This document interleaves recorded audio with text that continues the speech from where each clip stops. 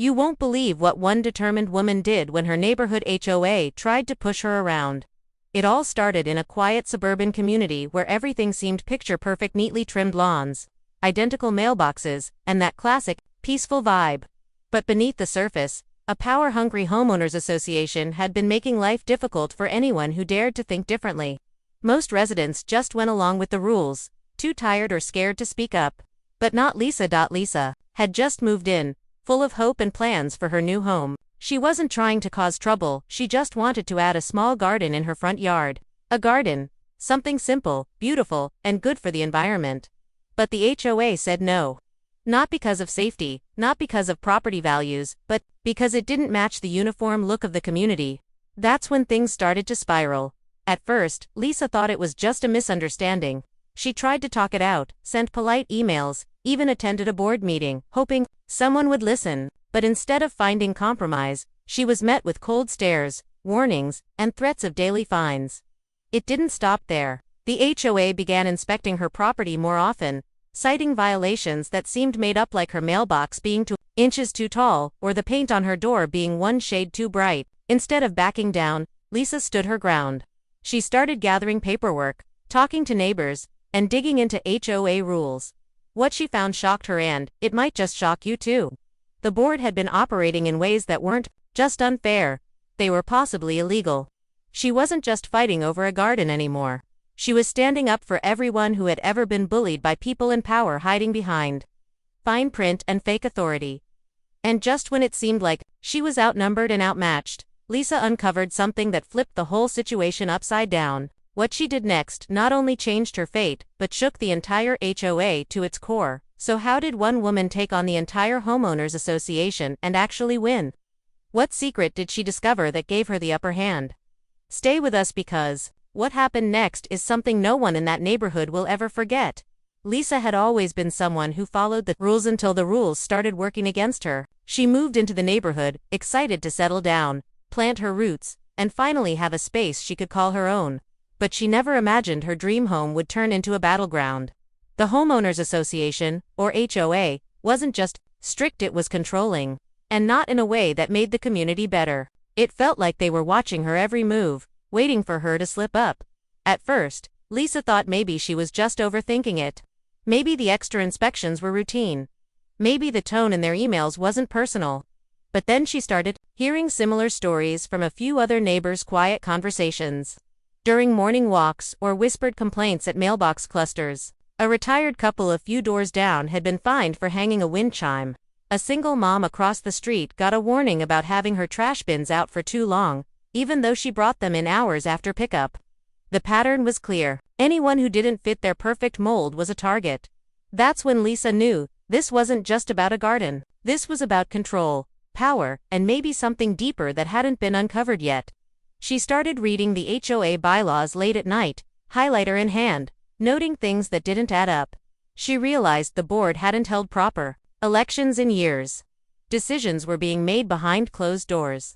And the same few names kept appearing on every notice, every fine, every threat. She dug deeper, pulling public records, looking into who actually ran the HOA, and how the money was being spent. The dues paid by every homeowner, hundreds of dollars each year, weren't being explained clearly. No detailed reports, no transparency. Just vague updates and promises of community improvements that never seemed to happen. Where was all the money going? Lisa wasn't the only one starting to ask questions. A few neighbors, inspired by her determination, began attending meetings but whenever they spoke up, they were shut down or dismissed. Some were even told they'd be removed from meetings if they continued to disrupt. And yet, Lisa didn't back down. She was getting closer to something the HOA clearly didn't want anyone to find out. The deeper she went, the more strange connections she uncovered. But nothing could have prepared her for what she was about to learn next. Lisa started feeling like she was being watched. Not just in the metaphorical sense, there were actual moments where she'd noticed the same SUV parked near her house during odd hours. Or someone snapping photos from across the street pretending to check their phone. It felt less like a neighborhood and more like a controlled zone, with the HOA acting more like gatekeepers than community caretakers. But Lisa kept going, despite the creeping paranoia. She wasn't going to let fear silence her. One evening, While going through old newsletters archived online, she found something strange. A name Harold Denton listed as HOA president from 5 years ago, but also mentioned in recent meeting notes as a consultant. That wouldn't have raised a red flag, except Harold had supposedly moved out of the neighborhood 3 years ago. Why was someone who didn't even live there still involved in decision-making? Lisa tracked down Harold's last known address and made a bold move. She sent him a polite, handwritten letter not accusing, just asking questions. While waiting to hear back, Lisa continued, reaching out to more neighbors. That's when she met Jordan, a former board member who'd quietly stepped down a year prior. Jordan wasn't eager to talk at first, clearly nervous about getting involved again, but after Lisa showed him her notes and mentioned Harold, he finally opened up. According to him, Harold never really left the board. He and 2 others had been making decisions unofficially, pushing through fines and rules that benefited their personal interests, like using HOA funds for unnecessary consulting fees, and landscaping projects that just happened to be done by companies owned by their relatives. As the pieces came together, Lisa's mission grew bigger than she ever imagined. This wasn't just about her garden or unfair fines, it was about misuse of power and hidden corruption in a place where no one expected it. Meanwhile, the HOA was beginning to sense the pressure. Lisa received an official notice threatening legal action if she didn't cease harassment of board members. The irony hit hard. She was simply asking questions, but now she was being painted as the problem.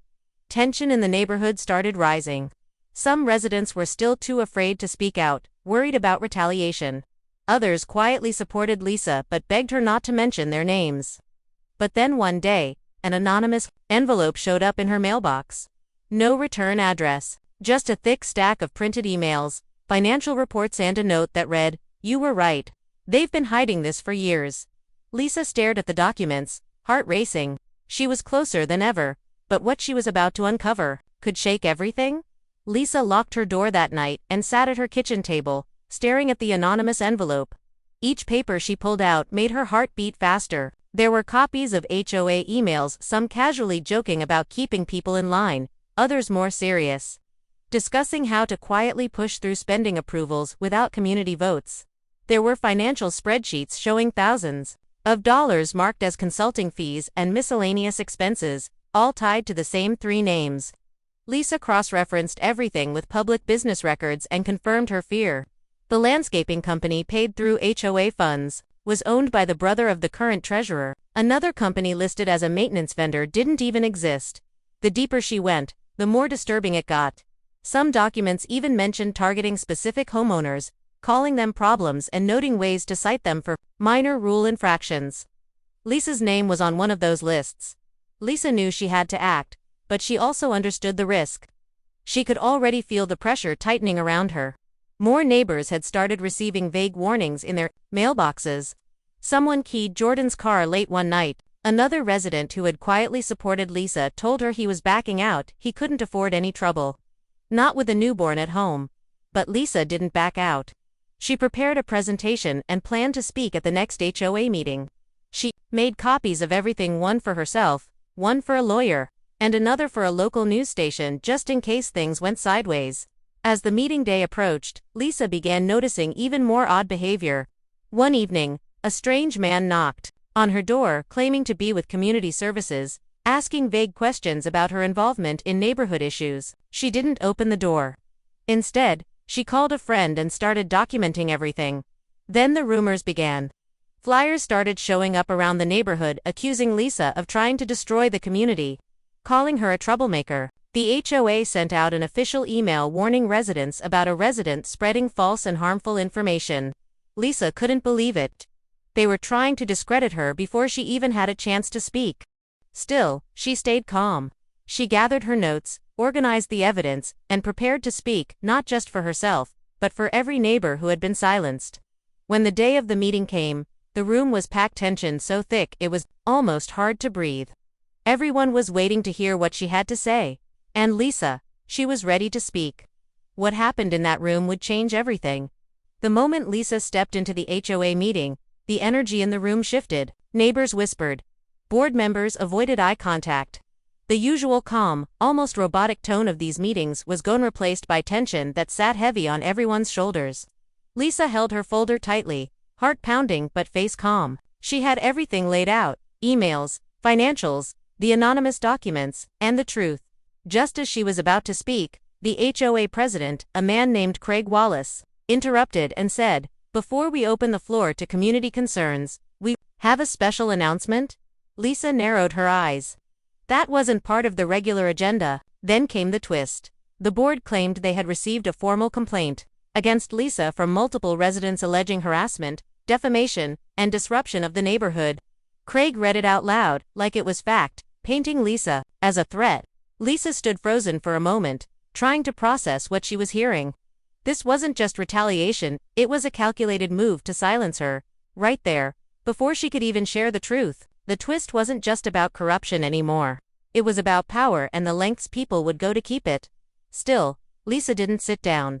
Instead, she walked straight to the front, raised her voice over the noise, and calmly said, "If I'm being accused, then let's put everything on the table." And then, she started distributing copies of the documents to every homeowner present. Her voice never cracked as she laid out the timeline: how the same people had been making decisions behind closed doors, how money was flowing into companies with personal ties, and how anyone who asked questions was threatened or silenced. But just as things seemed to be shifting in her favor, another surprise hit. Craig stood up and claimed that the documents were fake. He accused Lisa of manufacturing evidence, saying someone had hacked into HOA records to manipulate data. Murmurs spread through the crowd. Some residents looked shocked, others confused, and a few were clearly scared. Lisa had expected pushback, but not this level of denial. Her credibility was now on the line, and it wasn't just a neighborhood dispute anymore. The stakes had grown. Now it was about who people would believe on, whether the truth would be buried under layers of lies. The fight wasn't over. It had only gotten louder, just as the room broke into quiet chaos, whispers flying. People flipping through the documents Lisa had handed out. A calm voice from the back stood up. Everyone turned. It was Harold Denton, the same Harold who the HOA claimed had moved away. No one had seen him at meetings for years, but there he was, holding a printed copy of one of the same financial statements Lisa had exposed. Harold cleared his throat and said, "Lisa didn't fake anything. Those numbers are real. I know because I was part of it, and I've had enough." The room went still. He walked to the front slowly, ignoring Craig's shocked expression. "I stayed involved because they told me I'd be protected. I didn't realize how far they were willing to go. But Lisa's right. The board hasn't been honest. And I'm here to tell the truth." What followed was a bombshell. Harold revealed that the treasurer had been funneling HOA funds to relatives through fake service contracts. He had emails. He had bank statements. And most of all, he admitted he had kept silent out of fear of being dragged down with them. The atmosphere changed instantly. Residents who had stayed quiet before began to speak up, one by one, sharing their own experiences with unfair treatment and threats. It was like a dam broke. And while Craig and the others tried to talk over everyone, it was too late. The truth was out. Lisa had won not just by exposing the corruption, but by giving the community the courage to finally speak. Within a week, a vote was held. The board members were removed by a landslide. An interim committee was put in place, with Lisa nominated as a lead advisor. Investigations began, and legal action was quietly considered. Lisa finally planted her garden right in front of her home, and this time, no one dared to stop her. But just when everything felt settled, a final envelope arrived in Lisa's mailbox. No name, no note, just a single USB drive and a typed label. "You only uncovered part of the story." Lisa stared at it, unsure whether to be afraid or ready for the next chapter.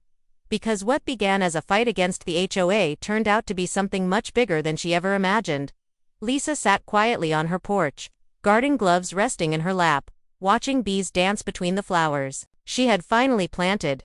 It had been a long few weeks since the HOA shakeup, but the neighborhood felt different now, lighter, like a weight had been lifted. The community was talking more, checking in on one another, even organizing a small cleanup day for the park that had been neglected for years. It wasn't perfect, but it was finally moving in the right direction.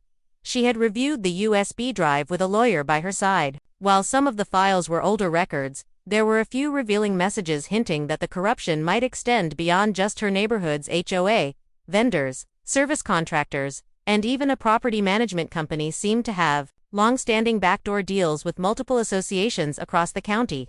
But Lisa decided, for now, to let the proper channels handle it. She'd started something important. But she knew it didn't all have to fall on her shoulders. Harold officially stepped away from anything HOA related and sent a handwritten apology to the entire community. It didn't excuse his role, but it showed growth, and to many residents, that meant something. Jordan rejoined the board temporarily to help oversee financial transparency. And the new committee started sending out clear reports each month. No more surprises. No more silence. Lisa didn't want power. She never set out to be a hero. She just wanted fairness and a little patch of earth to grow her tomatoes and lavender. But what her fight did was remind everyone that even in small places, accountability matters. That people can stand up and speak, even when they're afraid. And that sometimes, all it takes is one voice to break years of silence. The story of Lisa versus the HOA became a quiet legend in her town. A few local outlets covered it, and neighbors from other communities reached out, asking for advice or simply saying thanks. Lisa always gave the same answer: start small, stay honest, and don't back down. As the sun dipped low behind her blooming roses, Lisa smiled. She didn't know who sent that USB or what might come next. But for now, her garden was growing, her community was healing, and the truth had finally taken root. And that, to her, was more than enough.